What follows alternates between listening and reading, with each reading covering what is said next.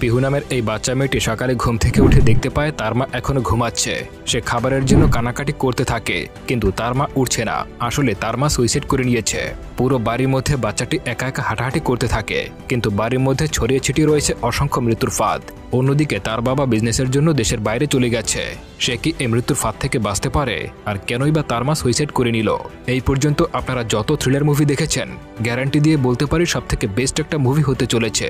মুভিটা দেখার সময় আমি স্ক্রিন থেকে চোখ সরাতে পারছিলাম না।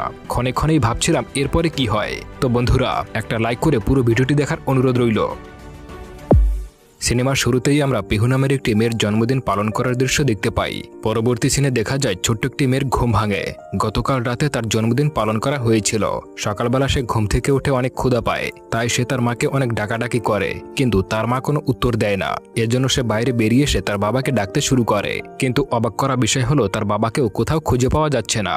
অর্থাৎ এই বাড়িতে সে এবং তার মা ছাড়া কেউ নেই।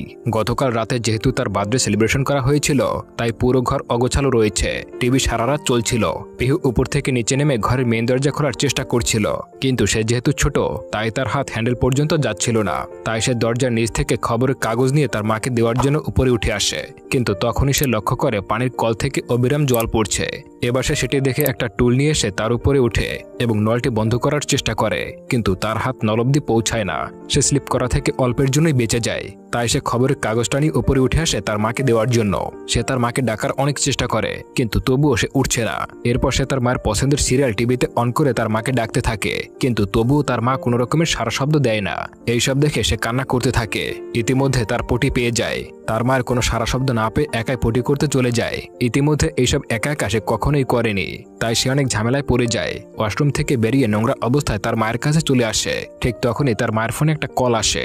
এজন্য পিহু টুলটি নিয়ে এসে ফোনটি বের করার চেষ্টা করে, কিন্তু এত করে ফোনটি নাগাল সে পায় না। এরপর ফোনটি নিজ নিজ থেকে কেটে যায়। এরপর সে নিজে নিজে ব্রাশ করতে শুরু করে। তখন সে হাতে পায়জামা নিয়ে তার মায়ের কাছে চলে আসে, আর সেটি তার মাকে পরিয়ে দিতে বলে, কারণ সে ভেবেছিল তার মা ঘুমিয়ে আছে। আর 2 বছরের বাচ্চা এর থেকে বেশি বা কি বুঝবে। তবে সে এত ডাকাডাকি করার পরেও তার মা যখন ওঠে না, তখন সে রাগ করে পাজামাটা ছুঁড়ে মারে, আর পাজামাটা পরে কাপড় ইস্ত্রি করার টেবিলে। পিহু এবার তার মায়ের বুকের উপরে উঠে কান্না করতে শুরু করে। তার মাকে অনেক ধাক্কা দেয়, আর তখনই তার মায়ের হাত থেকে একটা ওষুধের শিশি নিচে পড়ে যায়। আর এখান থেকে বোঝা যায় তার মা ঘুমের ওষুধ খেয়ে সুইসাইড করেছে। এর কারণটা হলো গত রাতে পিহুর বাবা পিহুর জন্মদিনে লেট করে বাড়ি ফিরেছিল। এরপর তাদের দুইজনের মধ্যে ঝগড়া হয়, এমনকি তাদের দুইজনের মধ্যে হাতাহাতিও শুরু হয়ে যায়। বিশেষ করে পিহুর মা পিহুর বাবার উপরে অনেক সন্দেহ করত। সে ভাবতো তার বাবা হয়তো তার বান্ধবীর সঙ্গে অবৈধ সম্পর্কে জড়িয়ে আছে। এদিকে পিহুর বাবা স্ত্রীর সঙ্গে ঝগড়া করার পর কাউকে কিছু না বলে অতি ভোরে অফিসে চলে যায়।